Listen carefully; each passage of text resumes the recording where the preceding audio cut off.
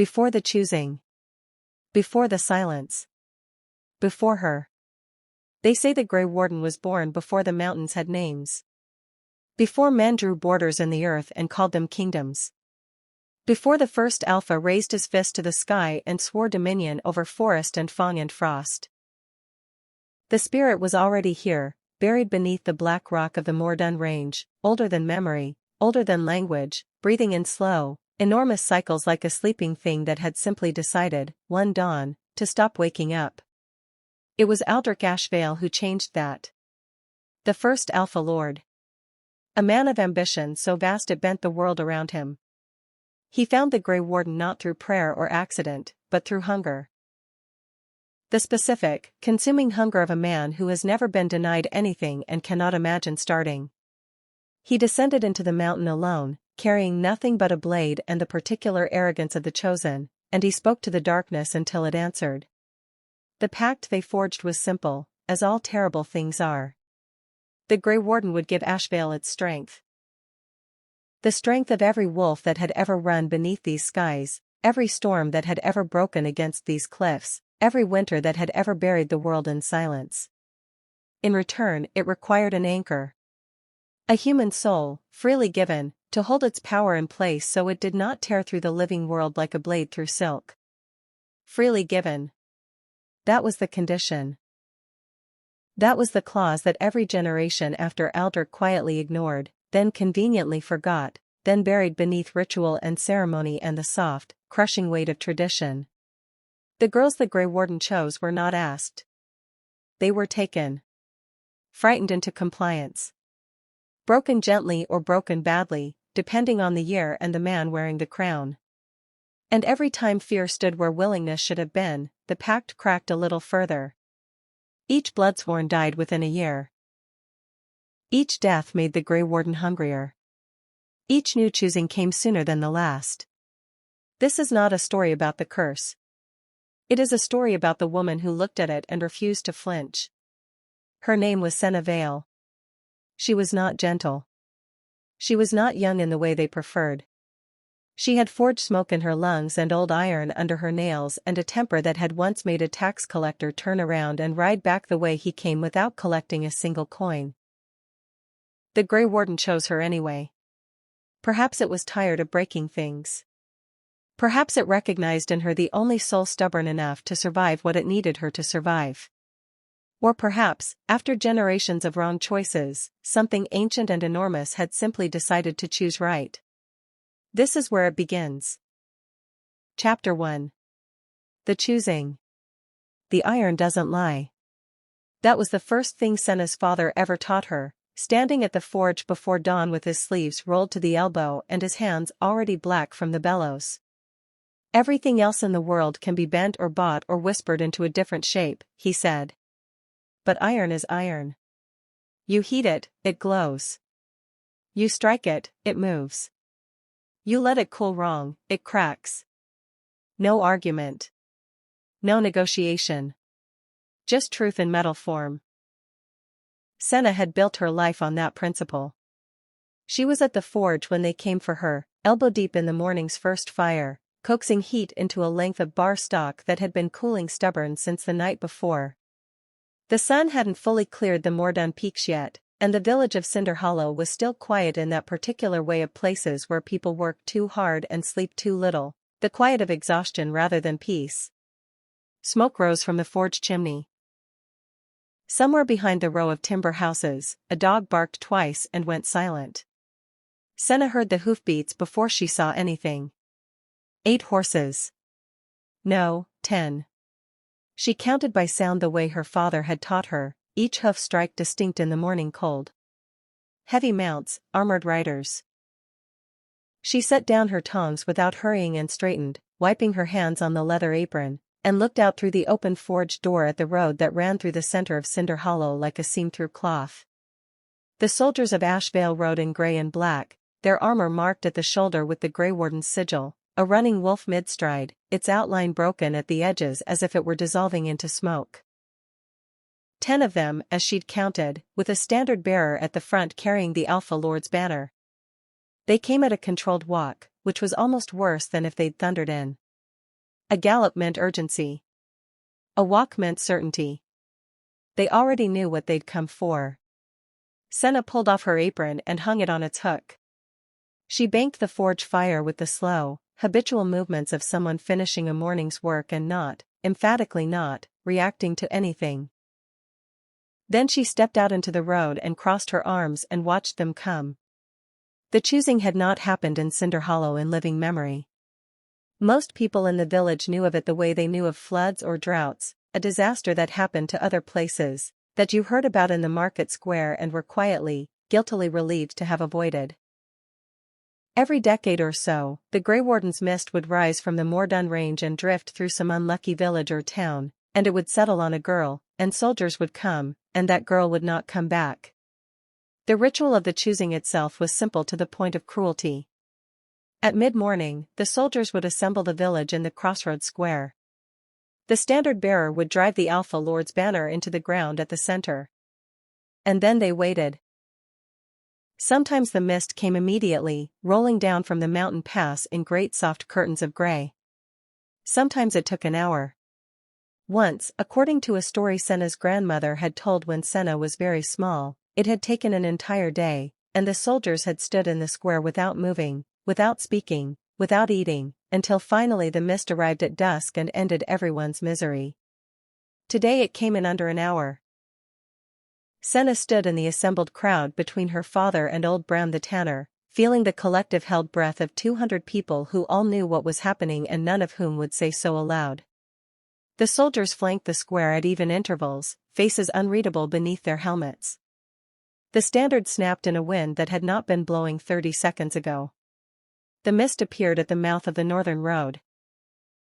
It was nothing like fog, which was soft and indiscriminate and settled on everything equally. This was deliberate. It moved the way a hunting animal moves, low to the ground, conserving itself, choosing its path. It drifted between the assembled villagers with a slow, awful patience, and everywhere it touched, people went still. Senna heard someone whimper. She heard a child start to cry and be quickly hushed. She told herself she was not afraid. She had always been good at telling herself things. The mist found her in 3 minutes. It wrapped around her ankles first, cold enough to feel through her boots, and then it rose, not like water rising but like something reaching, deliberately, with intention. It curled up her legs, her waist, her arms. When it reached her chest, she felt it, that pulse. That low, deep hum, like a sound made below the range of human hearing, felt in the sternum rather than the ears. Something vast and ancient pressing its attention against her skin and finding what it was looking for. The mist flared silver.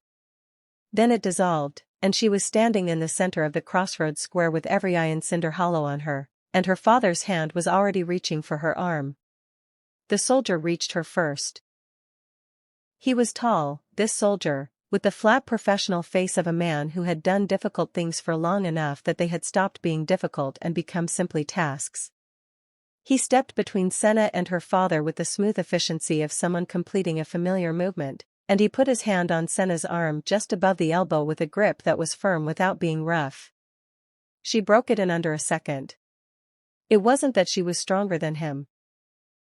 Though she was stronger than most people assumed, forge work being what it is. It was that he wasn't expecting resistance, and Senna had always operated on the principle that the moment before someone expects you to move is the best moment to move. She turned her arm inward against his thumb, the weakest point of any grip, stepped back, and was free before he'd registered what had happened. The square went very quiet. The soldier's hand was still extended in the shape of a grip that no longer held anything. He looked at it, then at her. Around them, Senna was aware of the other 9 soldiers adjusting their stances. Not reaching for weapons, not yet, but repositioning, the subtle shift of trained men recalculating a situation. Her father said her name, low and desperate. She didn't look at him. If she looked at him she would lose whatever edge she was holding onto. She looked at the soldier instead. "Tell your lord," she said, "that I said no." A long pause. The soldier's expression didn't change, exactly, but something moved behind his eyes, a flicker of something that might, in a different life, have been reluctant respect. He straightened. He looked past her shoulder to where she knew her father was standing, and then he looked back at her, and he said, very quietly, so only she could hear. "The village, miss. That's how it works. You come, or the village answers for your refusal." Senna looked at him for a long moment. She thought about the forge. About the iron principle, the thing that doesn't lie, that tells you exactly what it is, that meets force with honest resistance and false heat with fracture. She thought about her father's hands, rough and familiar, reaching for her arm. She thought about Mila the baker's daughter, who was 16 and gentle and had been standing 3 rows back in the crowd with her hands pressed over her mouth. She thought about what this soldier was, and what she was, and what the world they were standing in cost. She uncrossed her arms. "Give me 10 minutes to change my boots," she said. "These ones have forge ash in them." He blinked. Then he stepped aside. Her father followed her inside. She had known he would. He stood in the doorway of the small house attached to the forge while she went to the chest at the foot of her bed and pulled out the good boots. The ones she kept oiled and wrapped in cloth because she had spent 3 months' wages on them and she was not, under any circumstances, going to ruin them on forge ash. She sat on the edge of the bed and began lacing them without looking up. Her father said nothing for a long time. When he finally spoke, his voice had the texture of a man holding something heavy very carefully. "Senna. Don't. I can fight this. There are protocols. We could appeal to the—" "There are no protocols," she said. "You know there aren't. This is how it's always worked, and fighting it from out there just gets people hurt." She finished the left boot and started on the right. Her hands were steady. She had always had steady hands. "The other girls," he started. "Didn't come back, I know." She looked up at him then, because she had to, because she could not walk out of this house without looking at him one more time. He had aged since her mother died. Aged the way wood ages in rain, slowly and thoroughly and without drama, until one day you realize it's different from how it was. His eyes were the same though. Still the exact color of river water in autumn, gray-brown and deep. "I'm not the other girls." He crossed the room and put his arms around her, and she let him, holding very still the way she held still at the forge when something was happening that she couldn't control, present, attentive, not fighting it. He smelled of iron and wood smoke and the faint herbal soap he'd used every day of her life. "Come back to me," he said into her hair. She pulled back. Looked at him straight. The forge principle, no softening, no hedging, no comfortable lie. "I'll try," she said. "That's the truth. That's all I've got." He nodded once, the nod of a man who understands that it has to be enough. She picked up her jacket from the hook by the door and walked outside. The road to Ashveil took 2 days. They gave her a horse, not a courtesy, she understood, but a practical decision. A prisoner on foot slowed everything down. She rode at the middle of the formation, surrounded but not bound, which was almost more suffocating than rope would have been. Rope you could work at. Rope had give. Being surrounded by 10 armed men on horseback was a different geometry entirely. There was no angle of approach, no weak point, no moment when all 10 of them were looking somewhere else. So she watched instead. She was good at watching. She counted the soldiers' rotations. She noted which ones rode with their sword hands free and which ones had relaxed enough to ride one-handed. She memorized the road, the waypoints, the distances between villages, the places where the tree line came close enough to the road to offer cover if a person were moving fast and low and alone. She filed everything in the organized interior of her mind the way she organized the forge. A place for every tool in its place, nothing wasted. She was not planning an escape. Not yet. She was planning in the way she always planned, comprehensively, before she knew what she'd need, because the worst time to start looking for information is when you need it. On the first night, camped at a way station in the foothills, she asked the commander, a lean, careful woman named Drayest who had said approximately 40 words since they left Cinder Hollow, about the fortress. How many entrances? Drayest looked at her with the expression of someone reassessing a calculation. You won't need to know that. I didn't ask what I'd need. I asked how many. A long pause. Drayest almost smiled. 3. 2 you'll never see. 1 you'll use tomorrow. Senna nodded and went back to her food. It wasn't much, but it was something. On the second afternoon, the Mordun range filled the entire horizon ahead of them, black and enormous, the peaks lost in low cloud. The fortress of Ashveil emerged from the cliff face the way a face emerges from shadow, gradually, feature by feature, until suddenly it was all you could see. It had been carved into the living rock rather than built upon it, every tower and battlement continuous with the mountain itself, as if the stone had grown this way deliberately. The walls were black and seamless. No ornament, no color, no softening of any kind. It looked exactly like what it was. A place built by someone who had never felt the need to make things comfortable. They crossed the bridge over the ravine at dusk, the gorge below swallowed in darkness, the sound of water far below rising up like distant voices. Senna kept her eyes forward and her spine straight and did not look down. The gates opened without anyone touching them. She felt the hum the moment she crossed the threshold. The same pulse she'd felt in the crossroads square, but stronger here. Bone deep, resonant, as if the stone itself was aware of her and had opinions about her presence. She kept her face neutral and kept walking. They brought her to the war hall, not the throne room. She noticed that. Filed it.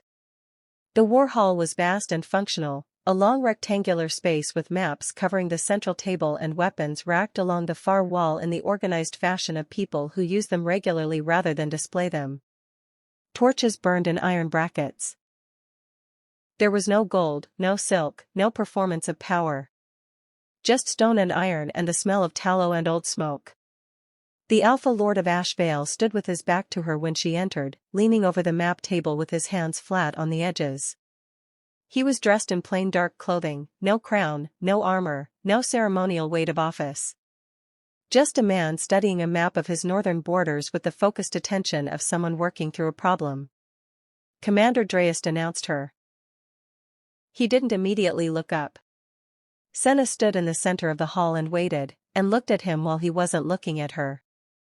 He was tall, she had expected that, the stories always made alphas enormous, but the quality that struck her first wasn't his size. It was his stillness. He held himself with the absolute economy of movement of someone who had trained long and hard to waste nothing, not even attention. The kind of stillness that wasn't relaxed. The kind that was coiled. A scar ran from somewhere beneath his collar up the left side of his neck to his jaw, pale and old, a thing survived rather than a thing displayed. His hair was dark, slightly disordered in the way of someone who had been working since before dawn and hadn't thought about it since. When he finally straightened and turned to face her, his eyes were the color of the mountains outside, gray, deep, offering no particular welcome. He studied her for a moment. She studied him back. Then he said, in a voice that was quieter than she'd expected and somehow worse for it, "You're older than the others." Senna had been ready for many things. Coldness, yes. Cruelty, certainly. The specific brand of dismissiveness that powerful men deployed like a weapon against people they'd already decided didn't matter. She had prepared responses for all of those. She hadn't quite prepared for blunt, neutral observation. She stepped forward. Just one step, enough to close a fraction of the distance between them, enough to signal clearly that she was not going to stand in the center of the hall like a thing that had been placed there. "I'm 24, she said. "And I'll outlast them." Something moved in his expression. Not warmth. Not amusement, exactly. Something more careful than either, the look of a man encountering a variable he hadn't accounted for and was now rapidly recalculating around. He held her gaze for 3 full seconds. Then he turned back to his map. Take her to the east corridor, he said to Dreyst. The room's above the courtyard. She stays there until I decide what to do with her. Senna opened her mouth. Good night, he said, before she could speak. It was not a pleasantry. She was escorted out. She went, because this was not the moment would come, but this was not it. And she needed to learn the east corridor first. The room they gave her was stone-walled and clean and had a window that looked down into the inner courtyard. Not a cell. Not a comfortable chamber either, nothing soft about it, nothing welcoming. But clean, and solid, and with a window that opened. She stood at that window for a long time after the door closed. Below, the courtyard was quiet. 2 wolves paced the perimeter in slow, regular circuits, not guard dogs, she understood. Too large, too deliberate, the way they moved too intelligent. They were simply there, the way the mountains were simply there. Part of the landscape of this place. One of them stopped directly below her window and looked up. Its eyes were silver. Not the silver of reflected torchlight, genuinely silver, lit from within, the color of the mist that had wrapped around her ankles in the crossroads square. It held her gaze for a long moment. Then it looked away and resumed its circuit, as if it had confirmed something and was satisfied. Senna pressed her palm flat against the cold stone of the window ledge. Beneath her hand, impossibly, she felt the wall pulse. Once. Slow and deep, like a heartbeat from somewhere far below. Like something old and enormous recognizing her. Like something that had been waiting for a very long time and had just decided, quietly, that the wait was over. She did not pull her hand away. She stood at that window until the torches below burned low and the wolves completed their last circuit and the mountain settled into its deep, breathing silence.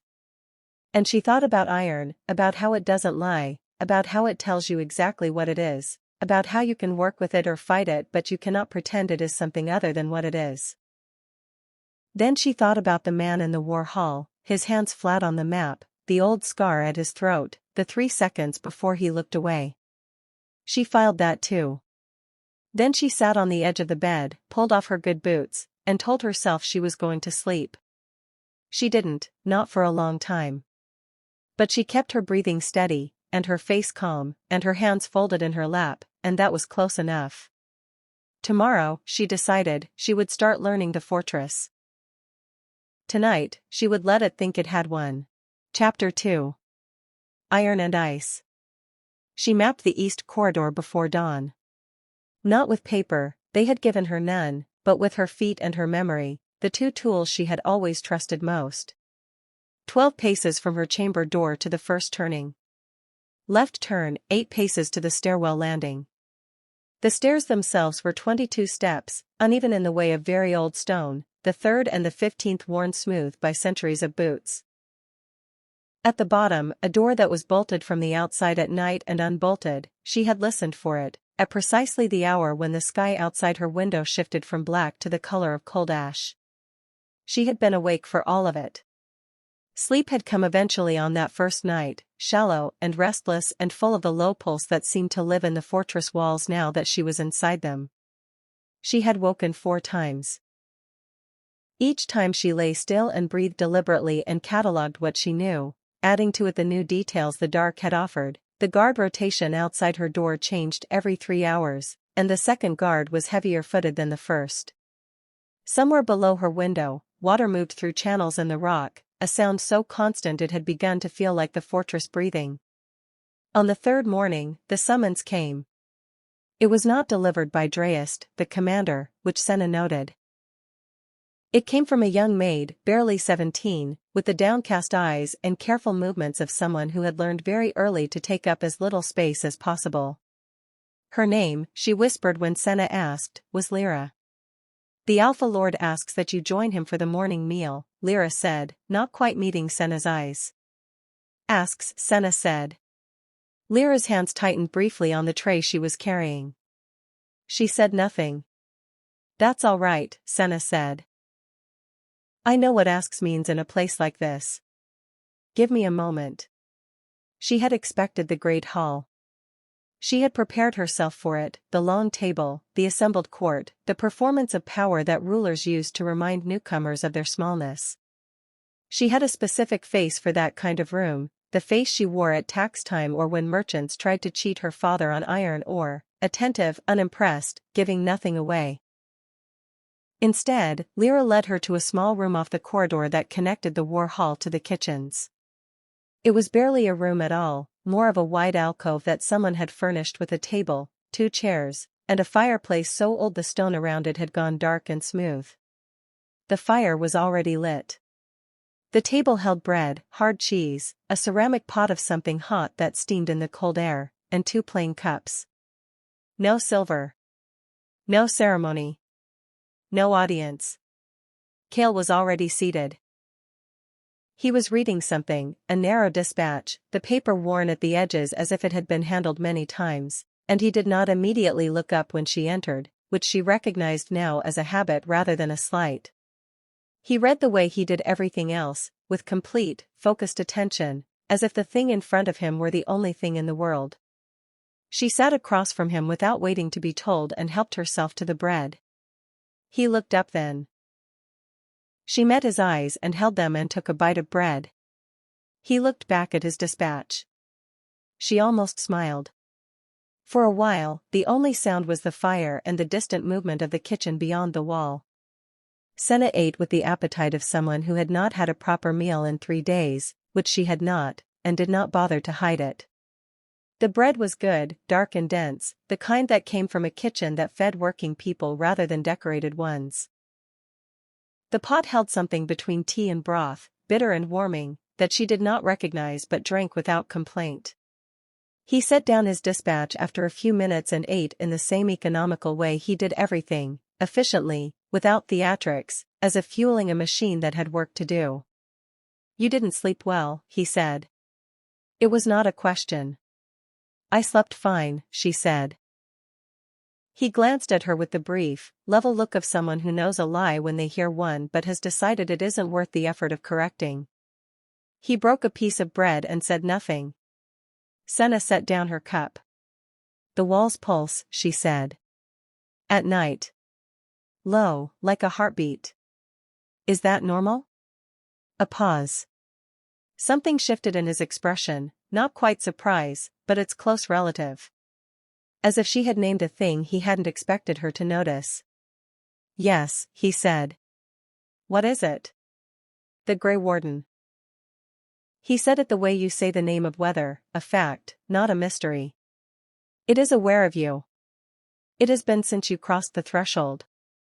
"That's not reassuring." "It wasn't meant to be." He looked at her steadily. "But it means you are not in danger from it."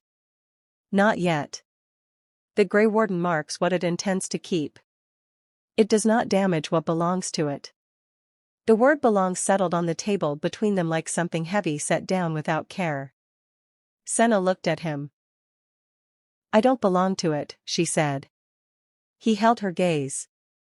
For the first time she had the sense he was not simply assessing her but genuinely looking, the way you look at something that has surprised you and you are trying to understand how. Then he said, quietly, "No. You don't. That is precisely the problem." She filed that away with everything else and picked up her cup again. After the meal, he stood to leave, and she asked the question she had been holding since the crossroads square. "What happened to the others?" He stopped.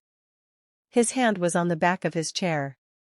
He did not turn around immediately, and in that pause she read everything she needed to, that he knew exactly what she was asking, that he had been asked it before or had asked it of himself, and that he did not have an answer that satisfied him. "They fulfilled the pact," he said. "That's a gravestone," she said. Not an answer. He was quiet for another moment. Then, "It is the only answer I can give you right now." He left. She sat for a while longer, watching the fire burn down. Later that morning, Lyra took her through the fortress. Not all of it, there were corridors Lyra steered her away from with the practiced redirection of someone following instructions she did not question, but enough. The library, which occupied 2 full floors of the eastern tower and smelled magnificently of old ink and stone dust and the particular cold that only very old books create. The inner courtyard, which was larger than she'd expected and contained, improbably, a row of garden beds that should not have been growing anything in this cold but were producing thin green shoots of something determined and hardy. "Does he maintain the garden?" Senna asked. Lyra glanced at her. "He has people for that." "Does he come here?" A careful pause. "Sometimes. Early. Before the council." Senna looked at the garden beds for a moment. Then she moved on. It was in the lower corridor, on the way back from the library, that she heard the council. The door was not fully closed, an oversight, she assumed, or possibly a test, though it didn't have the feeling of a test. The voices behind it were male, multiple, carrying the particular authority of men who are accustomed to being heard. She stopped. She listened.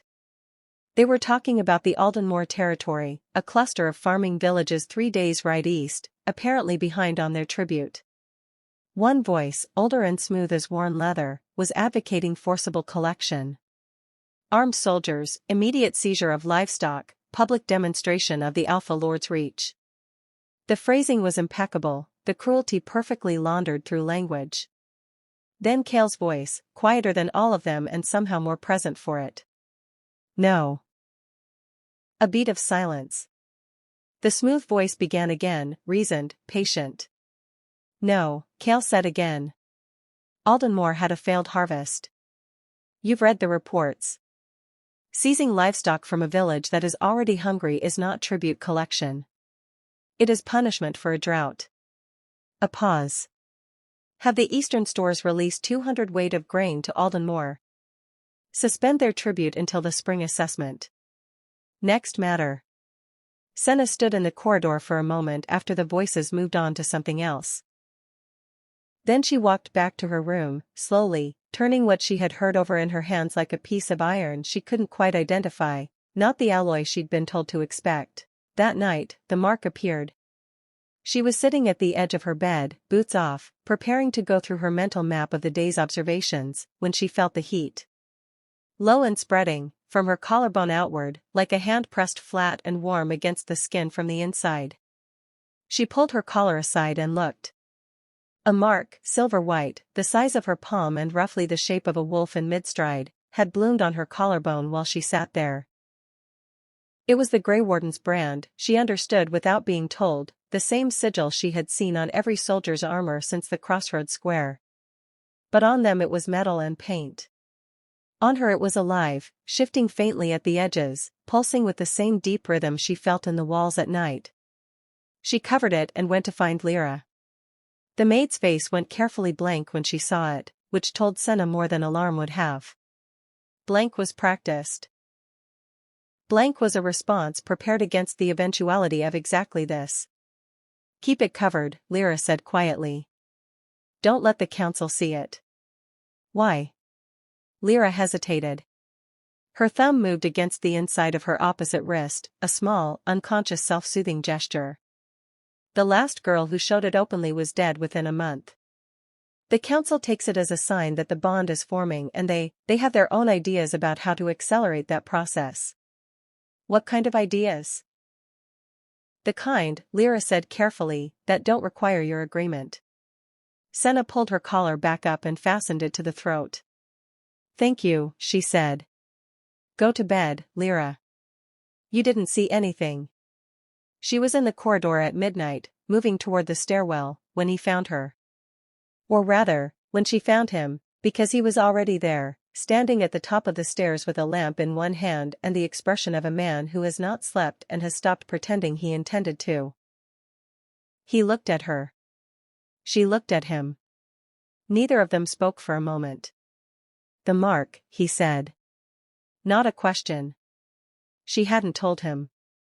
She hadn't told anyone except Lyra. Her hand went involuntarily to her collar. "The fortress tells me things," he said quietly, by way of explanation. "When it appears, I feel it." He set the lamp down on the stair rail and crossed the distance between them in 3 steps. Before she could decide whether to step back, he reached out and placed 2 fingers very gently against her collarbone through the fabric. The burning stopped. Not gradually, instantly, completely, as if a door had been shut against the heat. She stood very still and breathed. His fingers were warm, and the mark beneath them went quiet in a way she hadn't fully appreciated. It wasn't until the moment it did. She stepped back. He let his hand fall. "It responds to the Alpha's presence," he said. His voice was even, as if he were explaining a property of stone or water. "It always has. In time you will learn to manage it yourself. But while it is new, the proximity helps." "I don't need your proximity," she said. Her voice came out steadier than she felt, which she was grateful for. He looked at her for a moment. Something moved in his expression that she could not fully name, not amusement, and not pity, and not the cold assessment she had braced for. Something more complicated than any of those. "I know," he said. And then he picked up his lamp and went back the way he had come.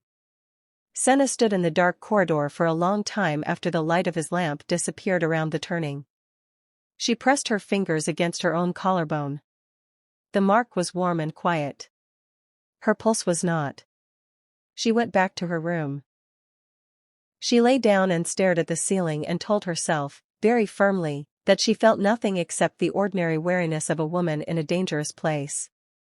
The mark pulsed once, gently, like something disagreeing. Chapter 3. What the Dead Knew. The library had a room within a room. Senna found it on her 6th day in the fortress, which meant it had taken her less than a week, which she considered acceptable given that no one had told her it existed and the door was designed to look like a section of bookshelf. She had found it by the same method she found most things. She had run her hand along every surface while appearing to be doing something else. Browsing, in this case, moving along the shelves with the slow deliberateness of someone with nothing better to do. The latch was a book spine. Of course it was. The inner room was small, barely more than a large closet, lined on 3 sides with shelves and lit by a single narrow window that looked into the air shaft rather than outside. The shelves held ledgers, mostly. The administrative record of Ashveil going back 6 generations, bound in cracked leather and organized with the particular obsessiveness of someone who understood that information was power and had therefore treated it accordingly. She was looking for the bloodsworn. It took her 2 hours to find the right ledger. The records were indexed by year and subject, and whoever had been responsible for their maintenance had been both thorough and, she noticed, selectively thorough. There were gaps. Specific years where the binding held pages that had been carefully removed, the cut edges still visible if you looked at the spine in the right light. Someone had been here before her, and someone had taken things away. But not everything. She found Lyra in a ledger from 12 years past. The entry was brief: date of choosing, village of origin, notation of the ceremony. At the bottom, in the formal script of whoever had been keeping records that year, a single line: fulfilled the pact. The Graywarden sleeps. And then, below that, in different ink, smaller and less controlled, the handwriting of someone writing quickly and privately, in a moment they perhaps knew they shouldn't. She did not choose this. Forgive me. Senna sat with that for a long time. She recognized the handwriting. She had seen it on the dispatch he'd been reading at breakfast, cramped at the edges, the letters slightly uneven, the hand of someone who spent more time on maps and orders than correspondence. She had catalogued it automatically, the way she catalogued everything. She tucked the ledger under her arm and went to find him. He was in the war room. He was always in the war room when he wasn't somewhere else. She opened the door without knocking, which she could tell from the slight shift in his posture he was not accustomed to, and crossed the room and set the open ledger on the map table in front of him. She put her finger on the line of smaller handwriting and looked at him and waited. He looked at the ledger for a long moment. His face did not change, exactly, but something behind it did, a tightening, a closing, like a room whose windows have been shuttered. "Where did you find that?" he said. "The inner library." She paused. "You left the door on a book spine." That's confident. Something almost moved across his mouth. It did not quite become an expression. He looked back at the ledger. You were 17, Senna said. Her voice came out quieter than she intended. When you inherited all of this. When the first one died on your watch. He said nothing. Did you know, she pressed, what it would cost her? The silence lasted long enough that she thought he wasn't going to answer. Then, no. I was told the Bloodsworn fulfilled the pact willingly and were honored for it. I found out the truth 3 months after Lyra died, when one of the old keepers. She was dying herself, she had nothing left to protect, told me what it actually meant to fulfill the pact. He stopped. What it had always meant. And then what did you do? He met her eyes. I wrote that, he said, with the flat simplicity of a man not asking for absolution. And then I looked for another way. For 12 years. I have not found one that works. Senna closed the ledger. She held it in both hands and looked at him looking back at her, and she thought about iron again. About how it doesn't lie, about how you can tell the real alloy from the imitation because the real thing holds the heat differently, releases it differently, responds to the hammer in a particular way that cannot be faked no matter how good the forgery. She thought about a 17-year-old boy writing "Forgive me" in the margin of a record he believed no one would read. Then let me help you find one, she said. He stared at her. It was the first time she had seen him genuinely caught off guard, not the careful assessment of their first meeting, not the controlled attention of the breakfast table, but actual surprise, unmediated, arriving on his face before he could decide whether to let it. You tried to map every corridor your second day here, he said. You asked Dreist about the fortress entrances on the road. You have been gathering information since the moment you arrived. Yes, she said. You were planning to escape.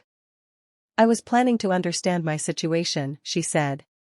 Those aren't always the same thing. And I've been here long enough to understand more than I expected. She set the ledger on the table between them. You're not the monster. I looked for the monster and I found a man with 12 years of guilt and a problem he can't solve alone. Those are different things and they require different responses. He looked at her for a long time. You are not what I expected, he said finally. No one ever is, she said. Sit down. Tell me everything about this pact from the beginning. Not the version you tell the council. All of it. He sat. He told her. It took the better part of the afternoon. He was not a natural storyteller, he spoke the way he did everything else, economically, without ornamentation, the facts laid out in sequence like tools arranged before a task. But the story itself was rich enough not to need embellishment. Aldrich Ashveil and his bargain. The Graywarden and its hunger. The pact that should have required willingness and had, in every generation since the first, required something much darker dressed up in the language of honor. Senna asked questions. He answered them. She pushed on the answers that didn't hold and he pushed back, occasionally, when he thought she was wrong, and they argued twice. Once about the nature of the Graywarden's intelligence, which she thought was greater than he credited, and once about the council, whose loyalties she was skeptical of in ways he was not, or not yet. Outside, the afternoon light moved across the mountains and the temperature dropped with it, and at some point Lyra appeared with more of the bitter tea and bread without being asked, which told Senna that someone, Lyra herself or Kael through whatever means he had of communicating things, had decided this meeting was to be supported rather than interrupted. Near the end, as the light outside the war room window had gone from gold to gray, he told her the part she hadn't known to ask about. The pact can be ended, he said. Permanently. The Graywarden is not, it is not evil, precisely. It is old and enormous and it needs an anchor. If that anchor is genuine, willingly given, freely chosen, grounded in something real, the spirit does not need to feed. It does not diminish the person who holds it. It rests, and they live. He stopped. The problem has always been that fear is not willingness. Every blood sworn before you was chosen, and then the machinery of tradition and pressure and the simple fact of being alone in a fortress far from home did the rest. They complied. They did not choose. And so the pact held for a year, and cracked, and demanded another. But if someone actually chose it, Senna said slowly. Understood it. Walked in with open eyes and decided. The seer believes the Graywarden would accept that as the permanent anchor it has always been looking for. The cycle would end. He looked at his hands. But it has to be a real choice. I cannot manufacture that. I will not try. She was quiet for a moment, thinking. When you say it needs to be grounded in something real, she said carefully. What does the seer mean by that exactly? He glanced at her. A pause. She is not specific. She says the Graywarden will know. Helpful, Senna said. He almost smiled. It was a very small almost, barely a shift in the line of his mouth, but she caught it and she filed it the way she filed everything else, as information, she told herself. Just information. 3 days later, the Graywarden stirred. She knew it before anyone told her because the mark on her collarbone went from its usual low pulse to something sharper, insistent, like a hand shaking her shoulder. She was in the library when it happened. She stood up immediately, scattering the notes she had been taking, her own attempt to cross-reference the packed records with what Kael had told her, and went to the window. The inner courtyard was chaos. The 8 wolves that usually paced its perimeter in their slow, silvery circuits were not pacing. They were running, erratically, snarling at things that weren't there, slamming their bodies against the courtyard walls.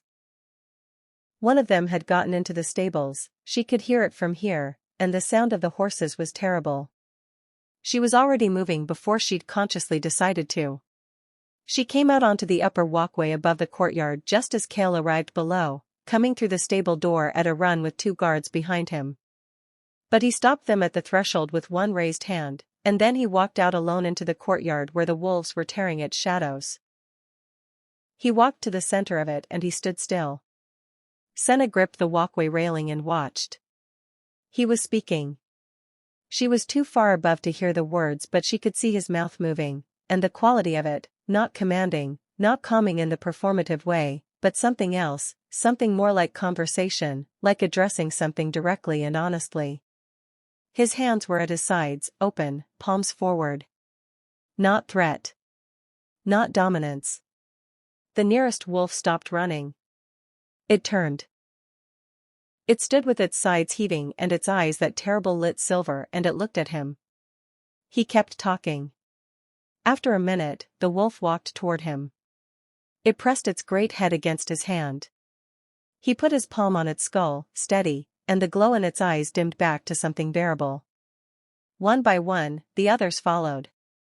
When the last one had stilled, Kael looked up, directly up, as if he had known she was on the walkway the whole time. In the torchlight from below, she could see the exhaustion on his face. Not the controlled tiredness she was accustomed to seeing there. Something rawer. Something that looked like a man who had been holding something enormous at arm's length for a very long time and whose arms were beginning to fail. She thought about the entry in the ledger. She thought about 12 years. She did not look away. She let him see her looking, because she had a sense that being seen was something he had very little experience of and that turning away would be a kind of cruelty she wasn't prepared to commit. After a moment, he looked away first. She went inside and sat in the dark of the library for a while. The mark on her collarbone was quiet. She pressed her fingers over it. She was beginning to understand that the problem with iron was not that it never lied. The problem was that once you knew how it really worked, you could not pretend not to know. You could not go back to treating it as something simpler than it was. And she was beginning to suspect that the same was true of the man in the courtyard below. Chapter 4. The weight of wanting. The mountain groaned at night now. It was not metaphor. The sound came up through the stone floors and the walls, deep and tectonic, like something shifting in its sleep. The servants moved more quietly. The council met behind closed doors, and their voices, when they emerged into the corridors, carried the specific tightness of men who are afraid and managing it poorly. Soldiers who had served at Ashveil for years told Senna, when she found ways to ask, that they had not felt the fortress like this in living memory. The Graywarden was waking in earnest. Senna slept in fragments. The mark burned at odd hours, always subsiding, never enough to be truly debilitating, but present enough to make rest uncertain. She had stopped fighting it and started using the waking hours. Reading, mapping, thinking through what she knew and what she didn't, and what the difference between those two categories meant for what came next. She had started keeping notes. Lyra had found her paper. On the 9th morning, she went looking for Kael before he could summon her, and she found him somewhere she had not expected. The inner courtyard, before dawn, kneeling in the frost. She saw him from the archway that connected the lower corridor to the outside, and she stopped there without going further. He was shirtless despite the cold, which struck her as either very stoic or very foolish, and his palms were pressed flat against the frozen ground between the garden beds. The earth beneath his hands was glowing. Faint silver threads running through the frost, spreading out from his fingers like veins or roots or the branching of something underground finding its direction.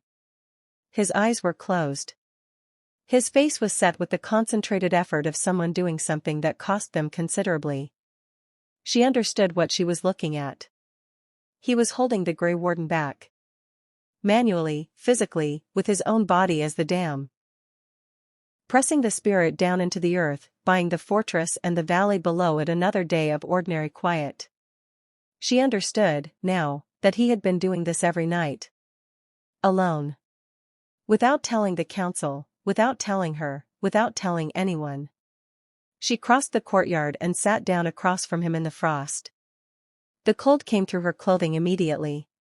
She ignored it. He opened his eyes. "You'll freeze," he said.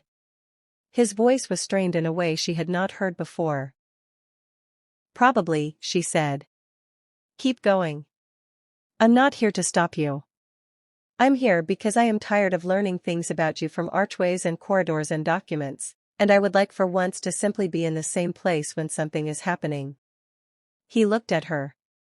In the pale pre-dawn light, with the silver threading through the ground beneath his hands and the cold turning his breath to mist, he looked very much like what he was. A man who had been carrying something too large for one person for much longer than was survivable, and who had not yet broken only through some combination of will and stubbornness that Senna recognized because she had the same equipment, differently deployed. He went back to what he was doing. She stayed. They were quiet together for a long time. She watched his face. The effort in it, the control, the way it shifted sometimes at the edges when something beneath them pushed back harder and he had to meet it. She thought about what she had read in the packed records.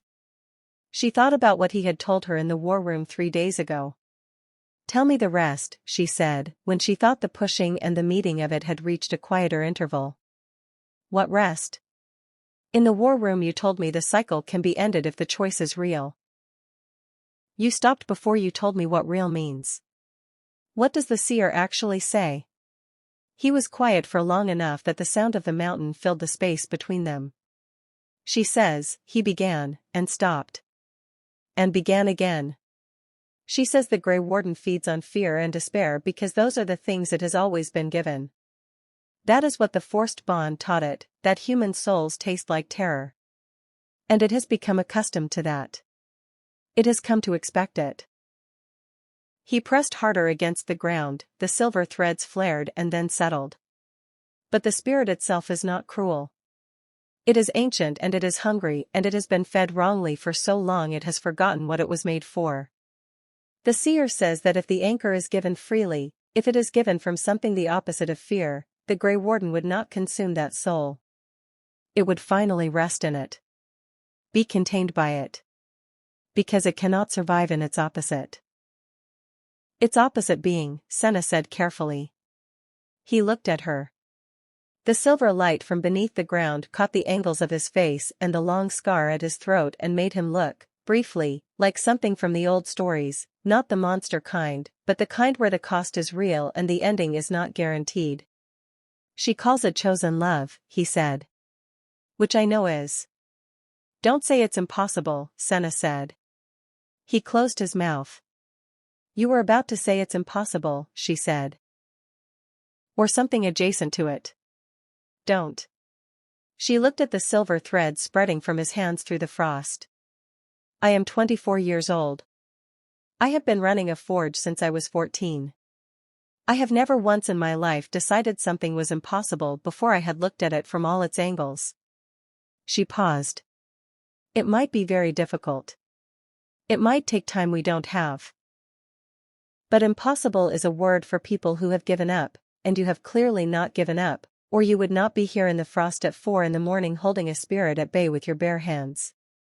A long silence. Then, very quietly. 10 years, he said. I have been doing this for 10 years. Since the Graywarden started waking more frequently. Every night, for varying lengths of time, depending on how restless it is. He lifted one hand briefly, looked at it. The skin was faintly luminescent, silver tracing the lines of his palm like a second set of veins, and pressed it back. I am tired, Senna. It was the first time he had used her name. She noticed. I know, she said.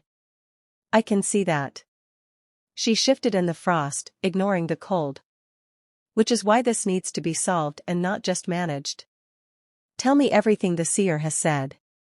Word for word if you can manage it. He told her. She listened, and thought, and asked questions, and listened again as the sky above the Mordun peaks shifted from black to the color of iron before it heats.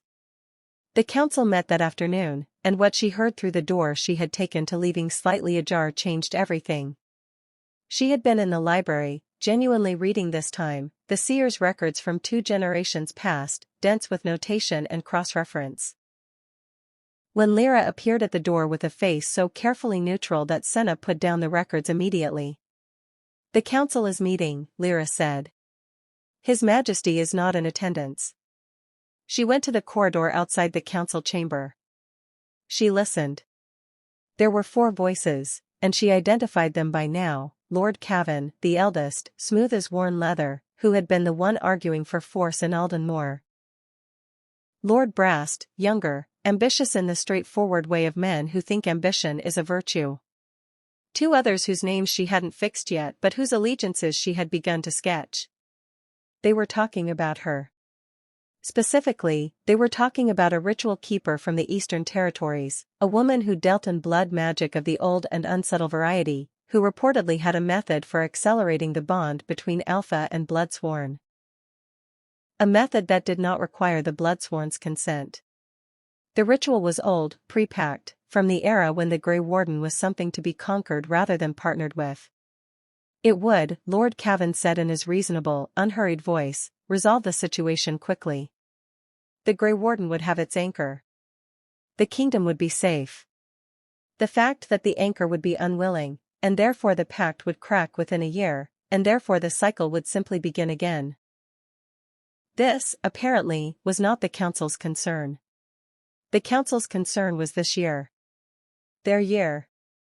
Their tenure, their safety, their certainty. She walked away from the door before she could do something inadvisable. She went to the library. She pulled every record she could find on the blood rite the council had described. There were 3 references, all of them old enough to be written in a script she had to work to read, and she read them.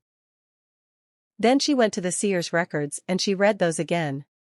Then she sat for an hour with paper and a pen and she thought, systematically, the way she thought through a complicated piece of metalwork. Start with what you know, identify the constraints, find the point where force can be applied that changes everything else. Then she went to find Kael. He was in the war room. He looked at her when she entered and something in her face made him set down what he was holding. Your council, she said, is meeting without you and has decided to solve the problem of the Graywarden by having someone force the bond. There is a ritual keeper in the Eastern Territories they are apparently already in contact with. He went very still. I know about the right, she said. I've read 3 sources on it. It would work in the short term and fail within the year, the same as every forced bond before it, except that this one would be done knowing it was forced, which makes it worse. She crossed the room and put her notes on the table in front of him. I have a better proposal. He looked at the notes. Then at her. Then at the notes again, reading. His expression as he read went through several things. Attention, surprise, something that might have been the beginning of relief but that he was clearly managing carefully. When did you write this? He said. This afternoon. While I was also doing 3 other things. He looked up. For the first time, something in his face that was not control or exhaustion or carefully managed surprise. Something warmer and more uncertain, as if he were approaching a thing he had not let himself near in a long time. Senna, he said. Don't, she said. Not yet. Deal with your counsel first. Then we talk about the rest. He held her gaze for a moment. Then he straightened and picked up the notes and walked to the door. Cavan, he said to the guard in the hall, summon the council. Full attendance. Now. She stood in the empty war room and listened to the sound of things beginning to move in the direction she had pointed them, and she pressed her fingers against her collarbone where the mark was warm and steady and not burning at all. The council meeting lasted 2 hours. She was not in it, he had not asked her to attend, and she had not insisted, because she understood that some things needed to happen in the right rooms and at the right time and that her presence in that particular room would give the opposition something to organize around. When it was over, Lyra told her that Lords Cavan and Brast had been removed from the council and replaced, immediately, by the heads of 2 border families who had been loyal to Kael's governance for years. The ritual keeper contact was severed. The plan she had outlined, a modification of the seer's recommendations, adjusted for what she now understood about the Graywarden's actual nature and what the pact genuinely required, was to be put before the seer for review at dawn. She was in the courtyard when he found her. The night was cold and clear, and the mountain was quiet for the first time in days, and the wolves were pacing their slow, silver circuits in the way that felt like order rather than restlessness. He came to stand beside her at the courtyard wall. They looked out at the dark valley together for a moment. The seer, he said. She will want to meet you. Tomorrow, if you're willing. I'm willing. A pause. The mountain breathed. You wrote that plan this afternoon, he said again, as if the fact of it was still arriving. I told you. I work well under pressure. It's the forge training. He turned to look at her. In the dark, with the cold sharpening everything, she could see more clearly than she usually allowed herself to look at him, the architecture of exhaustion and endurance that had become his face, the scar at his throat, the eyes that were gray and deep and, tonight, something else as well. Something that looked like the specific, careful hope of a person who has been without it for long enough to have forgotten how to hold it without it hurting. I should not have let this fall on you, he said quietly. You were brought here against your will. Whatever this becomes, whatever choice you make, it should not be because you felt you had no other option. Senna looked at him for a moment. The wind moved through the courtyard. The wolves made their patient circuits. Here is something true, she said. I did not choose to come here. And for the first several days, everything I did was aimed at understanding how to leave. She paused.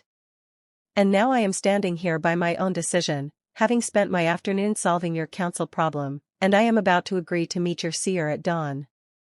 That is not the behavior of a woman who feels she has no options. She held his gaze. It is the behavior of a woman who has looked at the situation from all its angles and decided where she wants to apply the force. He was quiet for a long time. Then his hand moved from where it had been resting on the courtyard wall, and it brushed hers, not quite a hold, not quite an accident, something between the two, tentative in the way of someone who has forgotten the language and is trying to remember a single word of it. She did not move away. Infuriating, she said quietly. You know that. You are the most infuriating man I have ever met. He said nothing, But the almost smile was there, and this time it made it all the way to being a real one, brief and unguarded and completely unlike the controlled, composed face she had catalogued in the war room on her first night here. She filed it. She filed it very carefully, in a place where she kept things she was not yet ready to name. Chapter 5. What we choose. The seer was older than the records. That was the only way Senna could think of it.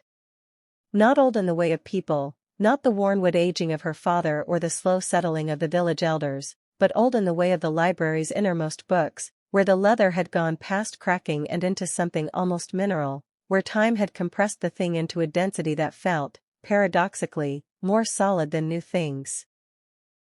The seer occupied a chamber at the lowest accessible level of the fortress, below the kitchens and the storage and the archive rooms, in a space carved so deep into the Mordun rock that the walls were warm and the air smelled of deep earth and something older than earth. She was sitting cross-legged on the floor when Senna arrived, alone, as agreed. Her eyes were open but unfocused, tracking something that was not in the room. Her hands rested in her lap, palms up, and in each palm a faint light pulsed, amber, steady, the same rhythm as the mark on Senna's collarbone. Senna sat down across from her on the floor. She could be patient when she needed to be. It was one of the things the forge had taught her, that some processes couldn't be rushed, and that the skill was in knowing which ones. After a few minutes, the seer's eyes focused. She looked at Senna for a long moment with the absolute, unsettling attention of someone to whom looking and reading were the same act. Then she said, without preamble, "You are not afraid of it?" "Of the Graywarden?" Senna said. "No." "Of what the bond requires?" A pause. "I'm not sure I know enough yet to be afraid of the right things," Senna said. "Tell me what it actually requires." "Not the version anyone tells the council. The version that's true." The seer's mouth moved in what might have been a smile. She told her. It took over an hour. Senna asked questions, and the seer answered them with the same directness Senna used with everyone, which she respected enormously. The Graywarden, the seer explained, was not a parasite and it was not a predator. It was a force of the land itself. Something that had existed in the mountain long before Aldrich Ashveil arrived with his ambitions, a power that kept the wolves bonded to their territory, that kept the storms from becoming catastrophic, that held some balance in the earth that Senna couldn't fully grasp because she had not grown up in this place. The pact had not created it. It had only given it a name and, for the first time, a point of contact with human will. What it needed from the Bloodsworn was not the woman's life. It had never needed that. What it needed was a genuine human anchor, a soul that engaged with it willingly, that met its enormous age and power with something equivalently real. Fear could not do that. Fear was too thin. It burned off too quickly, and when it did, the Graywarden was alone again and hungry and the walls cracked. But something real, the seer said, settling her hands in her lap, something chosen, that would hold. And Kael's part, Senna said. What does the Alpha give? His strength becomes the bridge, the seer said. The bond draws on both. The Alpha's power keeps the Graywarden contained. The Bloodsworn's willingness keeps it at rest. Separately, either fails. Together, she paused. Together is what the pact was always meant to be. A partnership. Not a sacrifice. And the seer who designed the original ceremony, Senna said. She knew this. She knew, the old woman said. And the first Bloodsworn was willing, truly willing. The pact held for 40 years under the first bond. Long past either of their deaths, the anchor endured because it was real. She looked at her hands. Aldrich's son was less patient. Less able to wait for the spirit's choosing. He forced the bond. The pact cracked within the year. And every generation since has inherited the pattern. Senna sat with that for a moment. If I do this, she said. And it works. What happens to me? You live, the seer said simply. The mark becomes a permanent scar. You remain in the fortress, the bond is territorial, it anchors to the land, but you are not consumed. You are not diminished. You are exactly what you were, with one additional thing. What additional thing? The seer met her eyes. You are connected to the Graywarden. You will feel the mountain. You will know when the wolves are distressed, when the storms build with intention, when something is wrong in the land. It is not unpleasant, I am told, once you are accustomed to it. It is like hearing a very low note that you could not hear before. Learning that the world is larger than it appeared. Senna thought about that. Then she said, "And Kael?" The seer looked at her steadily. "The bond connects you to him as well. Not irrevocably. Not compulsively. But you will be aware of him in the way of things that share a root. And he of you." "He knows all of this," Senna said. "He has known since he was 19, the seer said. He has also known, every year since then, that he could not ask for it. Could not engineer it.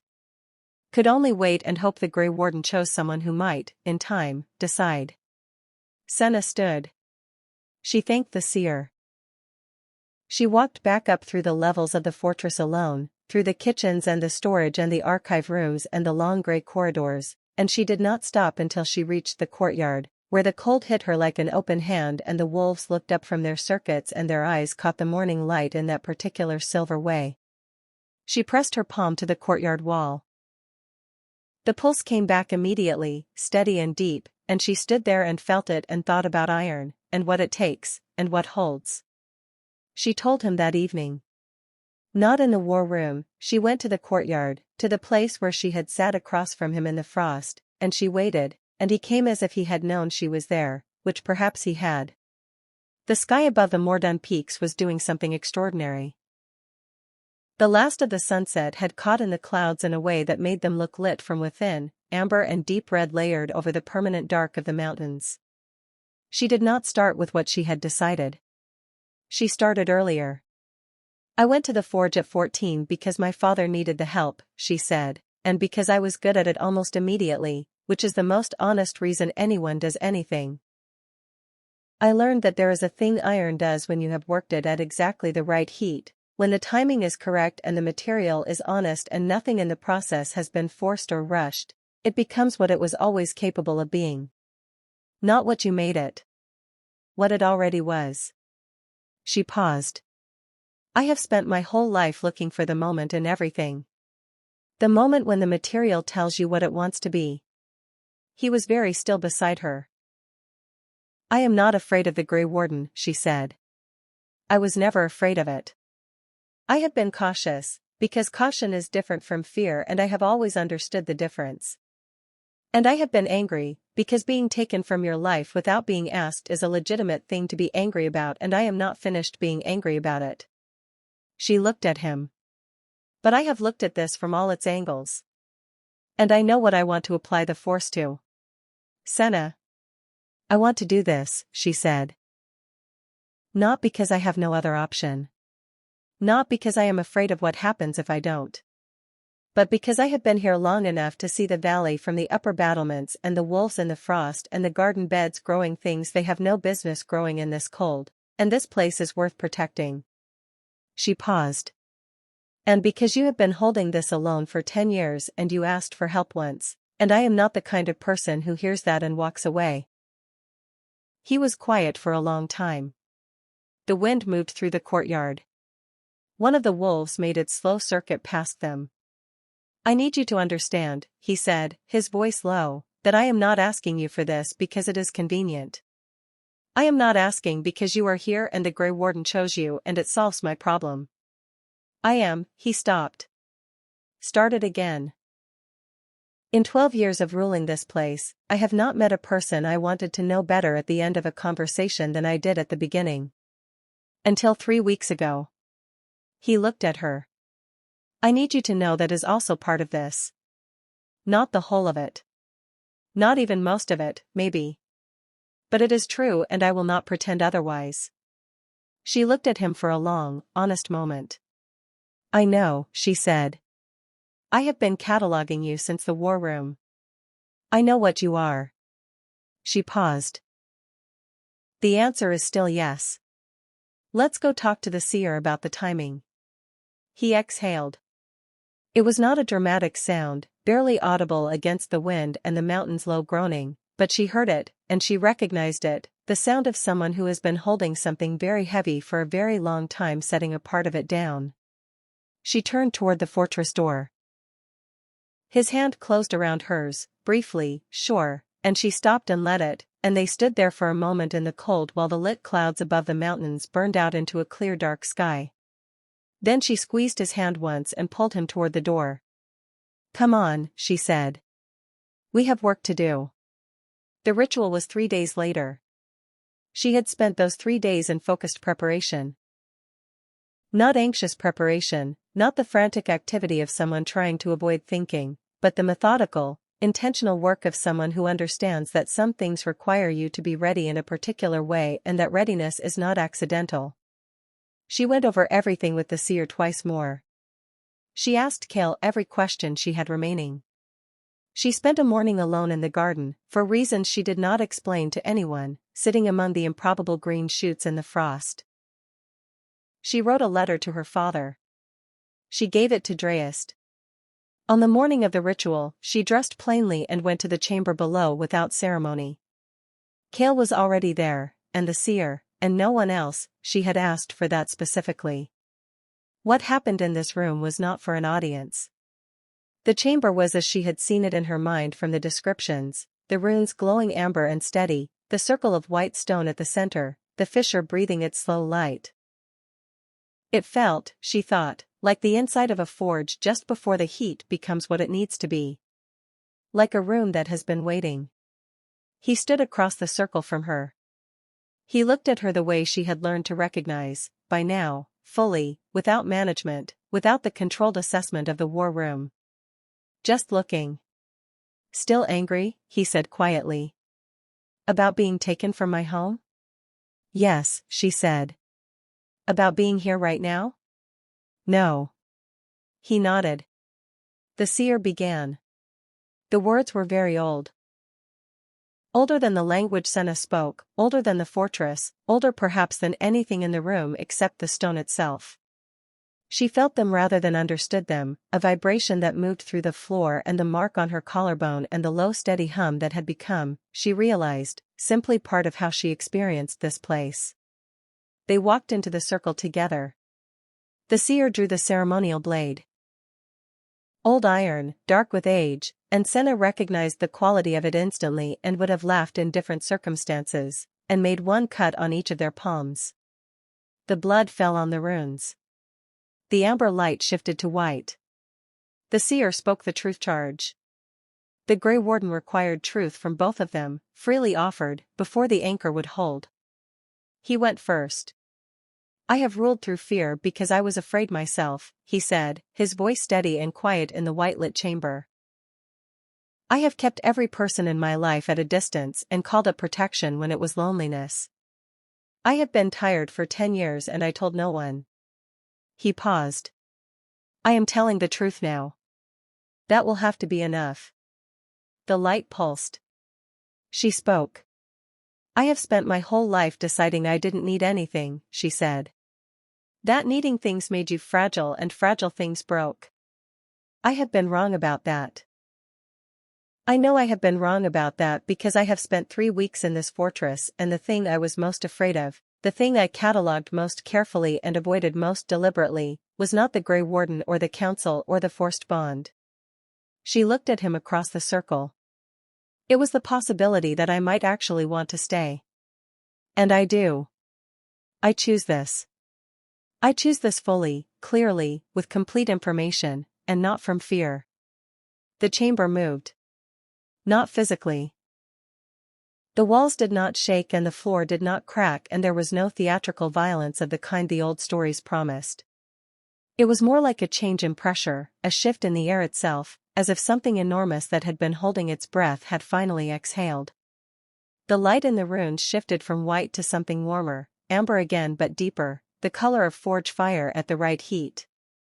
From the fissure, the Graywarden rose. She had expected something frightening.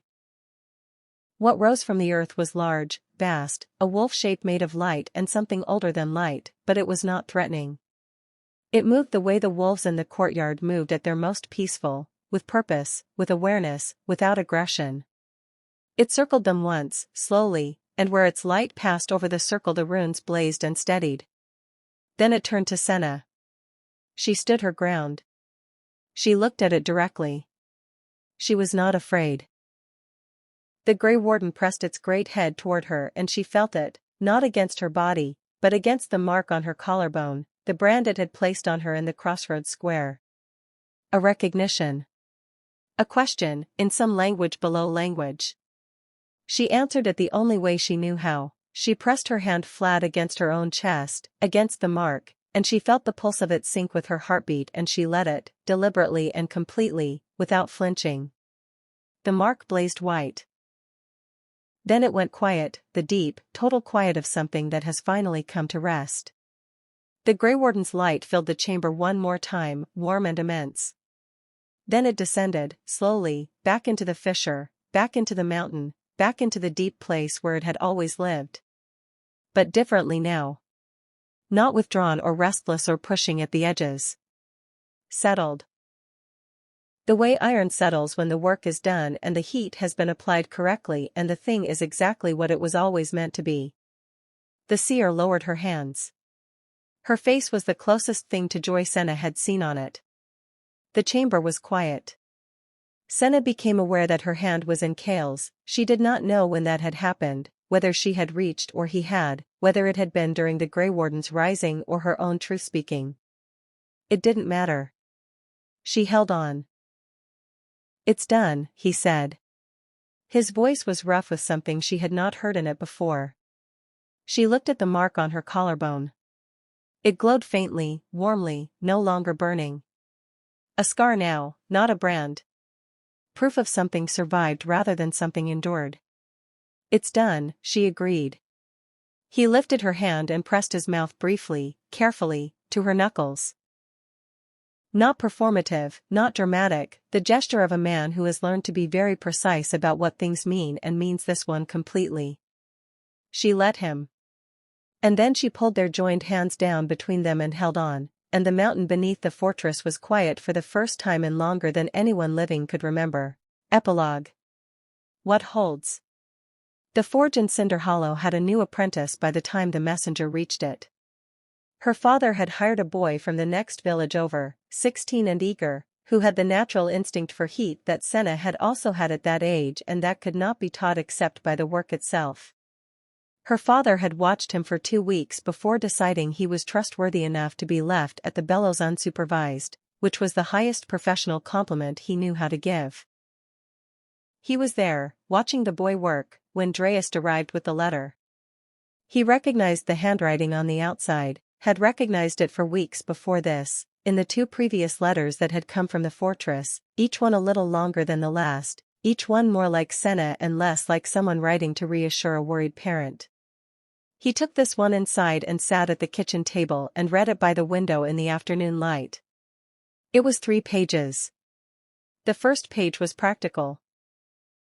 The pact was ended, the cycle was broken, no other girl would be chosen after her. She explained this in the direct, undecorated way she explained everything, as if the ending of a 6th-generation curse were a piece of metalwork that had simply required the right approach.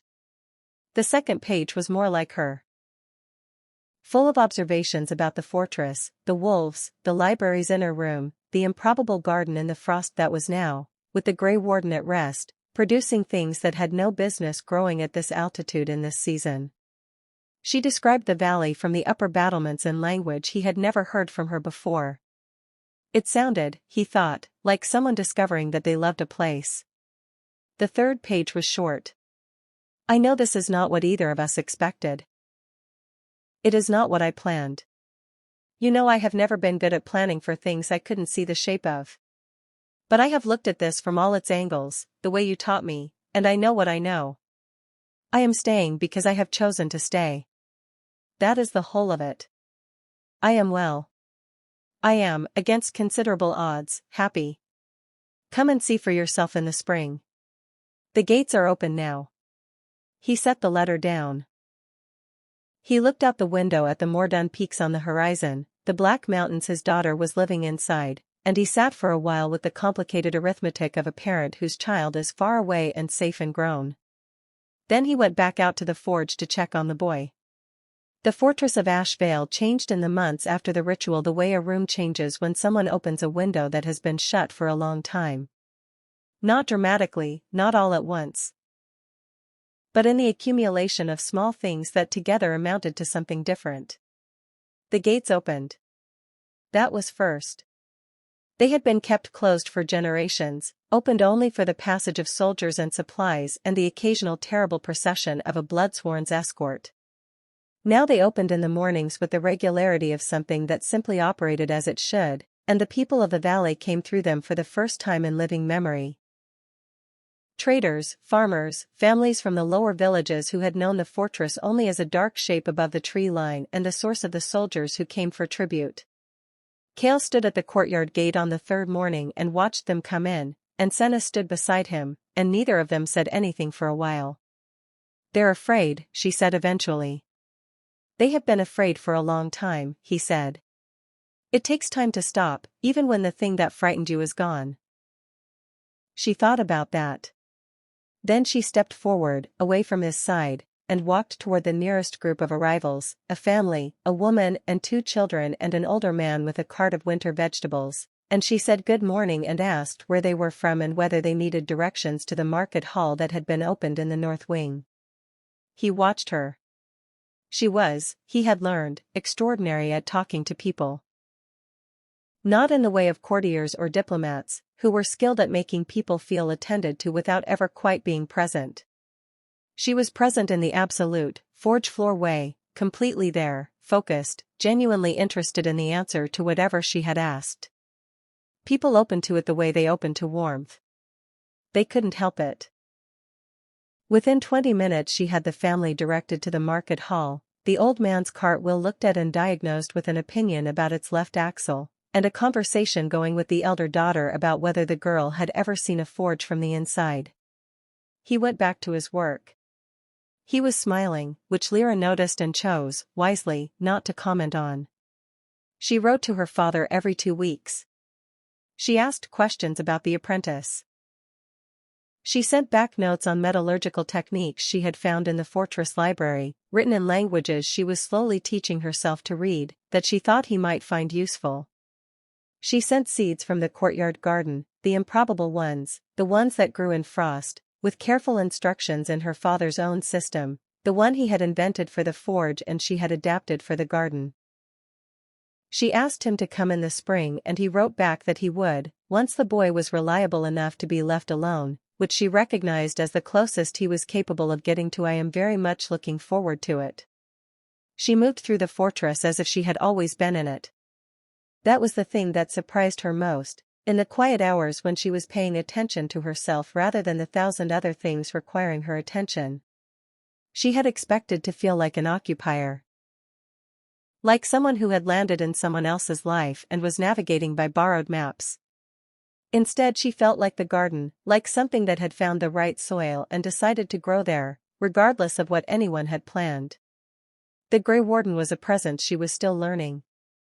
It was exactly as the seer had described, a low note she hadn't been able to hear before, now simply part of the range. She felt it most in the early mornings, when she walked the courtyard alone and the wolves made their circuits and the mountain was at its quietest.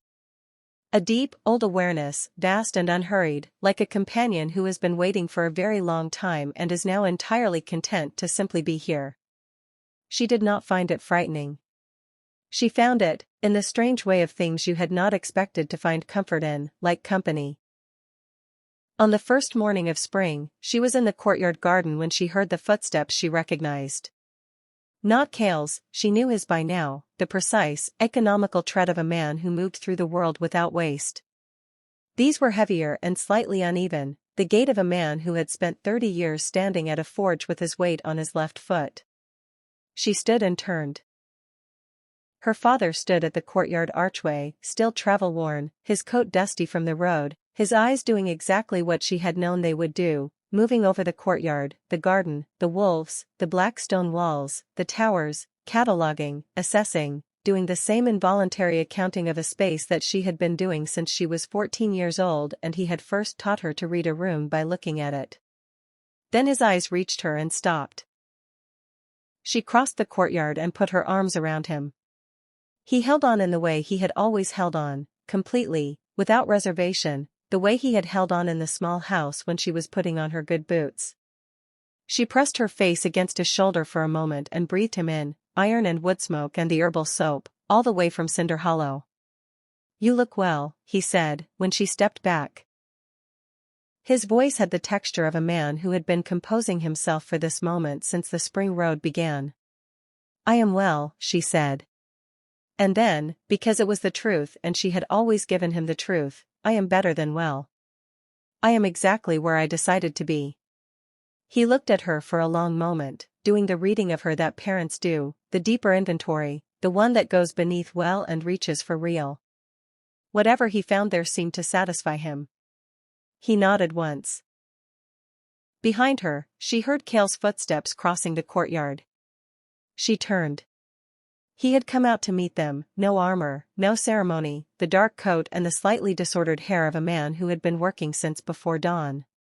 He crossed toward them and she watched her father look at him and do his own accounting, the specific, unhurried assessment of a man who has lived long enough to know that what people are is usually visible in how they move. She watched them meet.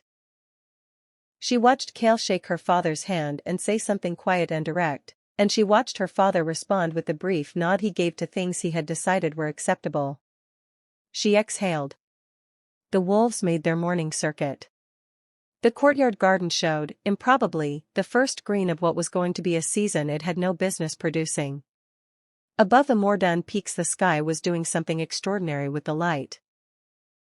And deep beneath the fortress, in the warm dark of the mountain's heart, the Graywarden breathed its slow, contented breaths, old and enormous and finally, after 6 generations of hunger, at rest. It did not need feeding. It did not need managing. It simply was, the way the mountain was, the way the wolves were, the way the forge fire was when the work was done and the heat had been applied correctly and the thing had become exactly what it was always meant to be. Senna pressed her palm briefly to the courtyard wall. The pulse came back, steady and warm. She smiled. Then she went to introduce her father to the rest of her life.